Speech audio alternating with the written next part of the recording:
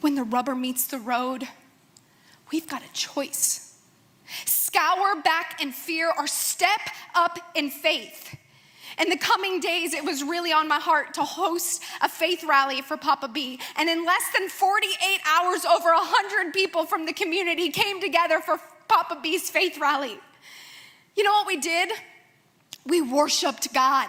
We praised him in the storm. We took communion together. And you know what Papa B did to me after communion? He leaned over to me and he said, Christy, I laid cancer at the altar. Faith factor.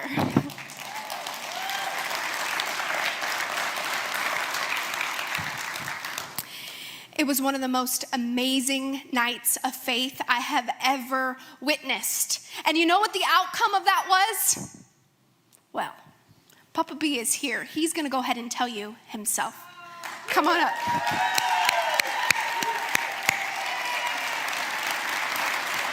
You want to go on the steps? Oh, thank you. Oh, you're going to go around? Okay, all right. You're not going to jump up?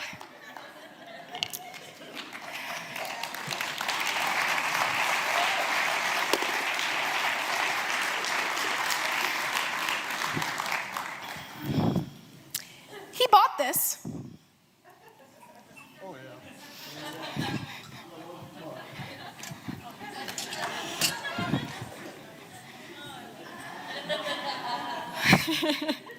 Who says we shouldn't have men's apparel?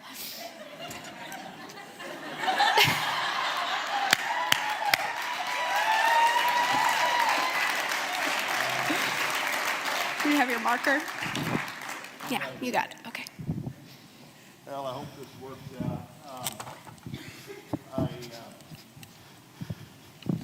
spent the better part of 50 years trying to understand one woman, and here I'm trying to speak to 300.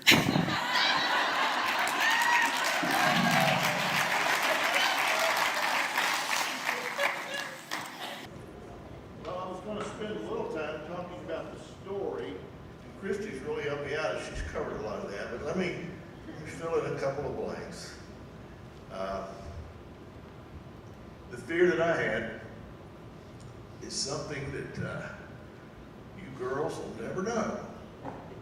It was guy cancer. Prostate. But you got your own form, so you know. You know what's up. Okay, so I've been diagnosed with prostate cancer. I'd had it removed, and I was going along just pretty blissful, thinking everything was going to work out pretty easily. They were doing bone scans every 3 months, no cancer, 3 months, no cancer, 3 months, no cancer. First, cancer. I'll make the appointment with the oncologist. So, I got that message on Tuesday, April 2nd. They got me an appointment the next day at noon, over his lunch hour, I guess. And he's a young guy, and he sat down, and he said, well, Mike, your cancer's back. And I said, okay. I didn't know what to ask him. He said, so you want to ask me anything? And I said, I don't know what to ask you, but when will it go into remission? He looked at me, he said, this one's not going there, I don't think. I didn't even think to ask him how long I had. I don't remember any of the conversation after that. Walked to the car. I think I called Brenda first, but then I decided I needed some guy talk, and my brother was in town, pretty close, and my two best friends, my first cousins, Denny and Joe. So we called a meeting of us four guys, and we went up to the Red Barn, and we sat down, and we didn't say too much. It was kind of a quiet conversation for a while. I just laid out what was going on, and it was kind of hard to digest. And about that time, the phone rang, and I took it, and it was my cancer doctor, and he said, Mike, was there anything else you wanted to ask me? And I said, well, it'd be nice to know how long I've got. And he said, well, I think I can get you 5 years. At that point, that almost sounded good, because I hadn't asked enough questions at first. So we talked for an hour and a half, I don't know, maybe longer. And then we left and went home and talked to Brenda. And then Christy called, and we went through that glorious church service. And so the days that passed with this uneasy fear was from a Wednesday, April 3rd, to a Monday night, which would have been what, April 8th, I guess. And that's when this girl came along. And she put together, with the help of some of her friends here, Sarah, Andrea, Nate, Josh, Katie, and our pastor. And it was only supposed to be family and friends, but there, at last minute, my wife sent out this email. So we had more people there than that. So it sort of felt like a healing meeting. But I'm telling you, when you've got Christy Boulware, nobody needs Billy Graham. She's stinking awesome. I don't care if she is my daughter-in-law. She is awesome. Okay, so here we are today at North Road Christian Church. And I got to tell you, I don't like speaking about emotional things. I don't mind speaking to people, but I don't like speaking when it's really emotional. But I'm here to tell you tonight, I'm so proud of her and this ministry that there's no place I'd rather be than right here.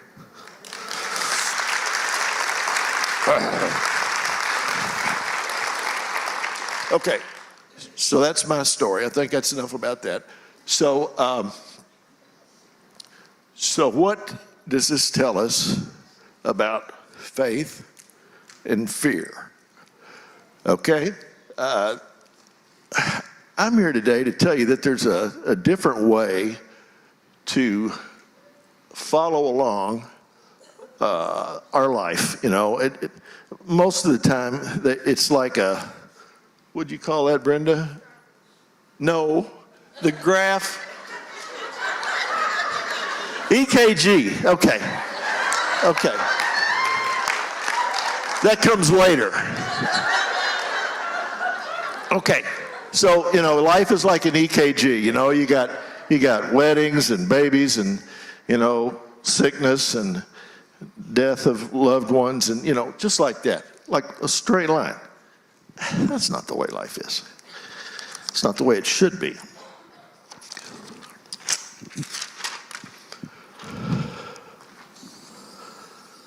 It should be a circle with God or Jesus in the middle. And then you have stuff. And see, there's nothing major here. That's your neighbor. That's somebody else, because his highs aren't very high and his lows aren't very low. Our own life, it's like a starfish. You know, your highs are way up here and your lows are way down here.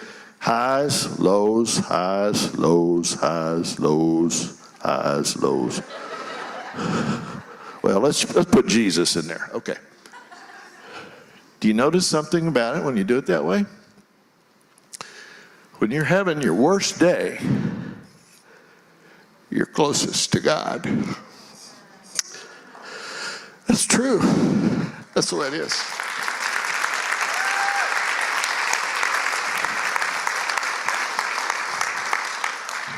You know, you could get the idea, well, some Bible characters what was his name? Job. You know, it's like Job, his life was all on top of a mountain. And then one day, like Coyote, he just fell off. Okay? But now, this is more like David here, see? And David, you know, he killed that Goliath guy. And and danged old Saul tried to kill him, chasing him out. And then here he kills 1,000, what were they called? Philistines, yeah, okay. And then he had another bad day. And then he had another really good day. And then that Bathsheba deal, and you know, up and down, up and down. There's not a Bible character I know with a more starfish life than David. But that's basically the way we all feel like our life is. And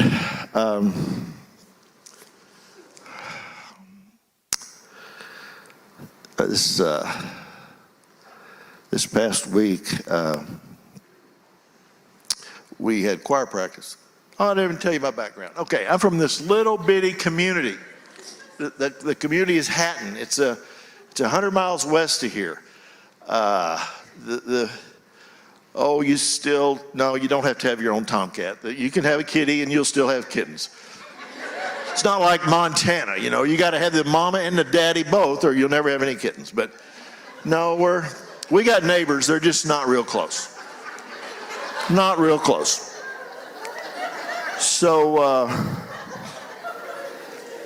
okay, where was I going? Okay.